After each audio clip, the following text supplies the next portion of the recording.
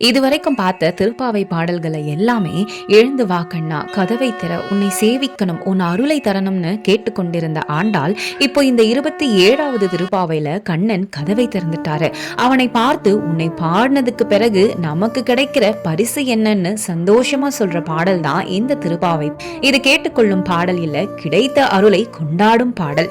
கண்ணன் யாரு? அவன் ஏன் எல்லாத்தையும் வெல்றான்? கூடாரை வெல்லும் சீர் கோவிந்தா உன் தன்னை.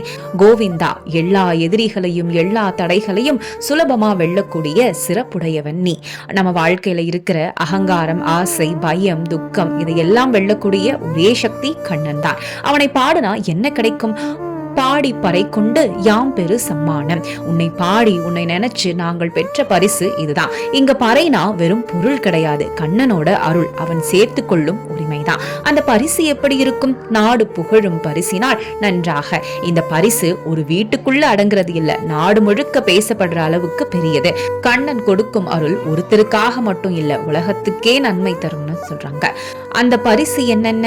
சூடகமே தோல் வளையே, தோடே செவிப்பூவே. இதோட தெளிவான விளக்கம் என்னன்னா, கையில வளையல், தோளில் அணிகலன், காதுல தோடு, செவியில் பூ, அழகான அலங்காரம் எல்லாமே கிடைக்குதுன்னு சொல்றாங்க.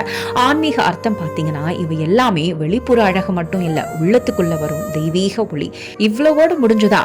பாடகமே என்றனைய பல்கலனும் யாமணிவோம். பாதத்துக்கு அணியும் ஆபரணம் முதல் எல்லா விதமான கலன்களையும் நாங்கள் அணிவோம். கண்ணன் அருள் வந்துட்டா வாழ்க்கை முழுக்க நம்ம நடத்தை, பேச்சு, செயல் எல்லாமே அழகா மாறிடும்.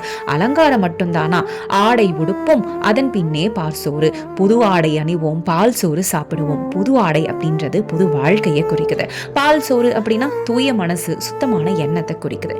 அது எப்படி அனுபவிக்க போறோம்? மூட நெய் பெய்து முழங்கை வழிவார. நெய் ஊற்றி முழங்கை வழியா வழியிற அளவுக்கு சந்தோஷமா அனுபவிப்போம். கண்ணன் அருள் அளவோட வராது, நம்ம முழுசா முழுகடிக்கும். இந்த ஆனந்தம் எப்படி தொடரும்? கூடி இருந்து குளிர்ந்தேலோர் எம்பாவாய்.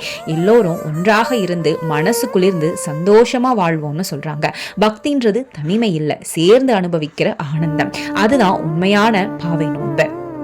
இந்த 27வது திருப்பாவையில நாம என்ன கத்துக்கிட்டோம் அப்படின்னா, கண்ணனை கேட்டா அவன் வெறும் பொருள் தரல, வாழ்க்கையே அழகா மாற்றுறான். பக்தி என்றது அழுகையோ பயமோ இல்ல, ஆனந்தம், நிறைவு, திருப்தி. கண்ணன் கதவை திறந்துட்டா நம்ம மனசு திறந்துடும். இந்த ஆன்மீக பயணம் இன்னும் தொடரணும்னா லைக் பண்ணுங்க, ஷேர் பண்ணுங்க, சப்ஸ்கிரைப் பண்ணுங்க. இந்த பாவை வழியில கண்ணனோட சேர்ந்து நாம எல்லாம் தொடர்ந்து நடப்போம். அருளேலோர் எம்பாவாய். நன்றி மக்களே.